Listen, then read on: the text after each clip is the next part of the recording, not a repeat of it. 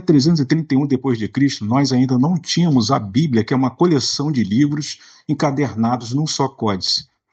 Isso foi encomendado a pedido de Constantino a Eusébio de Cesareia, 50 códices, ou seja, Bíblias, porque o que tínhamos até então eram rolos manuscritos de vários livros que circulavam e ainda não tínhamos um cânon oficial da Igreja, que só veio a se concretizar através do Sino de Hipona Régia em 393 depois de Cristo. Aí sim. Antes disso, nós tínhamos, depois do Concílio de Nicéia e da adoção dos 4 evangelhos do cânon de Irineu, de Lyon, os 4 evangelhos gregos, entrou no códice a pedido de Constantino. Então, se você tem esses 4 evangelhos hoje na sua Bíblia, é graças a Constantino o Grande. E nesses 4 evangelhos, 2 deles, que é o de Mateus e Lucas, nós temos aí o evangelho da infância embutido neles. Se você não sabe, eu vou te provar através desse estudo. Primeiro que tem erro no teu evangelho. Lucas, até o capítulo 3º, era um rolo apócrifo, foi acrescentado a pedido do rei Constantino, o imperador Constantino Romano, que se converteu, entre aspas, na verdade houve interesse político da parte de Constantino, que queria unificar Roma na época, que era uma tetrarquia, era governado por 4 reis. Então ele, na verdade, se aliou aos cristãos, né, por interesse político, não porque queria se converter ao cristianismo, nada disso. Então ele aceitou uma Bíblia que ele mandou fazer. Constantino, o Grande, o imperador romano, ele mandou fazer a primeira Bíblia. Não existia Bíblia, eram rolos à parte. O porquê que foi adotado o Evangelho de Lucas e de Mateus, em grego, que é muito diferente da proposição inicial do Evangelho genuíno, que circulava até então, na época de Constantino e até após Constantino, apesar da ordem do Concílio de Nicéia, de cassação desses livros que se tornaram apócrifos. Entraram no index da Igreja como livros da lista negra. O que eu vou levar aos senhores em questão, o Evangelho genuíno, ele foi descartado, escrito pelo punho do próprio Mateus, na sua língua mãe, o aramaico.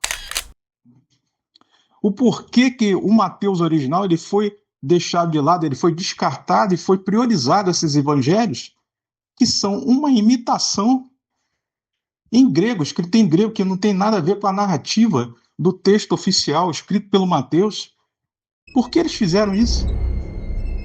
Para priorizar o que o Evangelho não conta sobre a infância de Jesus e o que atraiu o imperador Constantino, porque a infância de Jesus tem muita relação com a divindade que ele adorava antes de se converter ao cristianismo, que era o mitraísmo.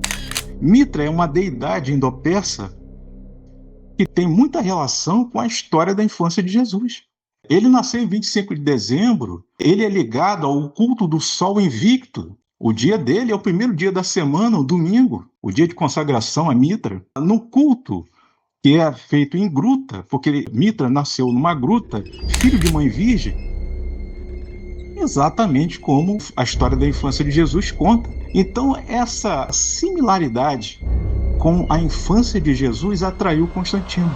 É por isso que você tem o cânon de Irineu dos 4 evangelhos na sua Bíblia. Mateus, se quisesse contar isso, ele contaria. É por isso que esse Mateus foi barrado e censurado e hoje você não tem mais acesso. Ele é considerado um evangelho perdido. Só temos alguns fragmentos dele narrados pela patrística, pelos antigos pais da igreja. Agora vamos ao estudo sobre o evangelho de Lucas e o porquê que a narrativa dele, especialmente nos primeiros capítulos desses 2 livros, Mateus e Lucas, você tem uma narrativa que te leva ao erro, inclusive de erros históricos. A verdade é que muitos querem omitir que Lucas, até o capítulo 3º, é um imbróglio.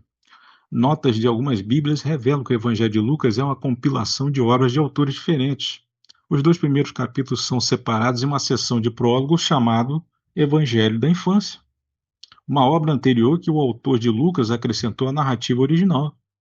Um texto errático Não temos autógrafos do primeiro século para provarmos a origem dos evangelhos canônicos. Sabemos que são composições tardias, datadas do segundo século depois de Cristo. A obra mais antiga trata-se de um fragmento do Evangelho de João do tamanho de um cartão de crédito, datado por volta do ano 150 depois de Cristo. A Igreja Católica já confessou em obras como a Enciclopédia Católica, edição Farley, volume 1º, página 117, e volume 6º, páginas 655 e 656, que a autoria da maioria dos livros do Novo Testamento não pode ser atestada, e são composições anônimas atribuídas aos seus autores. Sobre minha afirmação do vídeo do podcast, que o Evangelho de Lucas, no capítulo 1º a 2º, foi um acréscimo de um rolo manuscrito anterior chamado Evangelho da Infância. É provado em aparato crítico de Bíblias católicas antigas, como a Bíblia da Palavra Viva, dos Capuchinhos de Lisboa, edição de 1974, em Lucas, capítulo 3º, na nota 3.1. A Bíblia de Jerusalém, na edição 2002, revista e ampliada, também diz, lá em Lucas, capítulo 1º, na nota D, que os primeiros 2 capítulos da narrativa lucana se diferem no estilo literário do restante do Evangelho, provando ser de autores diferentes. Por isso, a seção dos Capuchinhos de Lisboa separa em uma seção de prólogo e a chama de Evangelho da Infância. Esse evangelho deveria ser descartado por causa dos erros de cronologia e falsificação histórica, como por Herodes Magno e os supostos reis magos em uma reunião impossível para discutir o nascimento de Jesus. A verdade foi desconsiderada e posta de lado, em detrimento da fé cega. O evangelho atribuído a Lucas, de composição tardia, caiu no gosto de alguns pais doutrinadores, como Irineu de Lyon, que adotou os 4 evangelhos gregos. Ainda não havia nada oficial canonizado, até Constantino montar sua Bíblia e dizer nos Atos do Concílio de Nicéia, de 325 d.C., que qualquer um que carregar livros que contradizesse o que foi estabelecido, que seus braços fossem separados do restante do corpo. Herodes Magno, Magos do Oriente e o nascimento de Jesus, uma narrativa impossível sob o ponto de vista histórico. Me digo, Herodes o Grande pôde encontrar-se com reis magos do Oriente e decretar o massacre dos inocentes. Se historiadores como Flávio Joséfo registraram sua morte no ano 4 depois de Cristo,